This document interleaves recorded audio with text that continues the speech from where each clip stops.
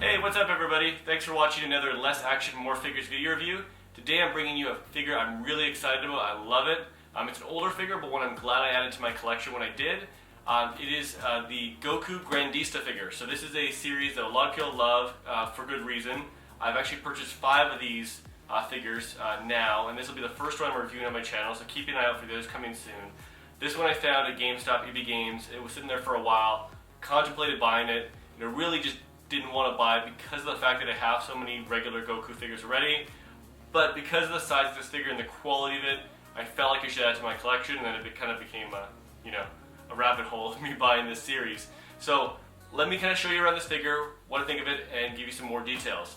But before I do, I just want to show you the box so you get an idea of what it looks like if you see it in the store. As you can see, I paid about $50 for this figure. That's Canadian, so probably a little bit less USD. So yeah, that's the box. It's authentic, as you can tell by the sticker, of course. Let's dive in and let me show you what I think, okay? Alright, let's get to reviewing this figure. As you can see, by scale, he's big. He's a big figure, which is kind of consistent as Grandista line. He is a massive figure, which I love about him. He's great value, he's huge, and the best part is, he's great quality. Let's jump into some details and let me show you why I like him so much. So first off, you can see he does have a foot stand right there. It's one of the less obtrusive foot stands I've seen. It's actually really easy to come on and off. Unlike a lot of them I've seen, this is probably the best well-designed foot stand I've seen of any figure of Dragon Ball. He also does stand by himself, so like that. Doesn't need support. I would say though, I don't really trust him by himself, so if you're gonna sit him by himself, I would get some sticky tack put under his foot to make sure if he does fall, there's a less chance of that happening. Anyways, so let's zoom in on the figure here. Let me talk to you a little bit about the details. So obviously, likeness-wise, looks like Goku. He looks pissed, which I love. I love pissed Goku. I mean, we all like happy Goku too, but he just looks downright badass. Yeah, the shading on the face is just very well done. As you can see, nice little marks around his eyes, chest here. His head actually comes off as part of this piece here, so his neck and his pecs are actually attached to his head. But as you can see, there's really no spacing. It looks really well done. It actually looks like it's one solid figure, which I always appreciate. The hair, also well done. You can see kind of how they've attached it here, and his, the flat part of his hair here. It's matte, but looks nice. It looks true to the character. The gi is probably my favorite part about this character because he has a little rip here, which I really appreciate. The shading is really well done. It looks very, 3D, especially when you look from afar. The orange, nice shade of orange. I do like the fact that they shaded both his belt here as well as his armrests.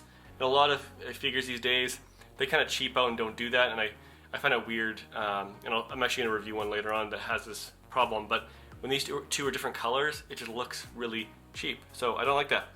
Pants, nice shade of orange, nice shading there, a little rip there, a little battle. It's very little battle damage done to this figure, but I like it because sometimes they get a little bit excessive. His shoes, great shading, nice rope around here. Everything looks great around there.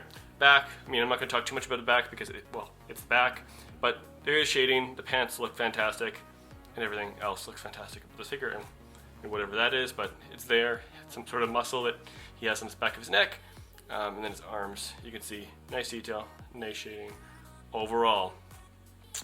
I usually try to break these reviews into what I like and what I dislike about them, but to be honest, there's not a lot I dislike about this figure.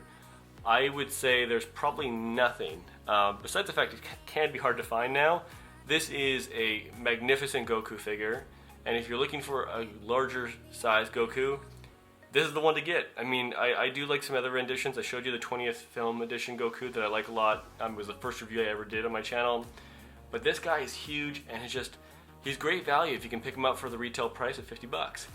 He's actually as I've been holding him doing this video review, he's heavy. It makes my arms hurt holding him. That's how heavy he is. He is thick. He's a solid piece of material. They definitely did not cheap out with this one. It's really, really high quality. I know now why people loved or love this line. To give you an idea of size, let me just put him down here, and let me do a little bit of a measuring tape job. So you can see he's coming up 1 foot. He's 12 inches. It'd be just over 12 inches tall, which is huge. Make sure he fits in your shelf. his head is kind of, and this is not a knock against him, but his head is kind of looking downwards, as you can see. So this camera is pretty close to, eye level. So again, he's probably going to look better if you have him, a little bit above you, so a little bit of a higher shelf. I have him on a lower shelf, and I really don't mind. I still think he looks great. This is a figure I think should belong in every, Goku fan's collection. If you can still find him and you can pick him up for 50 bucks, I would say do it as quick as you can, because I think this guy is going to be hard to find in a little while, and the price will only go up. So, yeah, I mean, this is a pretty basic review. I love it. I love everything about it. He's massive. He looks great. I wish I picked him up sooner. Is probably the only thing I would say. So get out there, see if you can find him, grab a copy of him, because he is a awesome figure, and this is definitely one you don't want to be missing out on.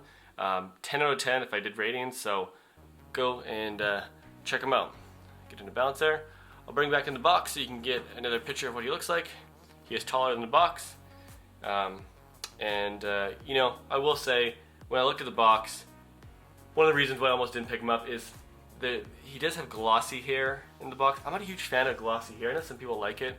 I kind of prefer matte hair when it comes to the Super Saiyan versions of the characters. When they're, black hair, I prefer just the matte. And you can see it's very glossy there. I almost kind of hesitated because of that, but I'm glad I didn't. That's why you can never judge a figure by the box. So if you have any questions, feel free to submit them in the comments below. Let me know what you think of this figure if you already have it. Give me a thumbs up on the video if you like it, and if you don't, tell me why.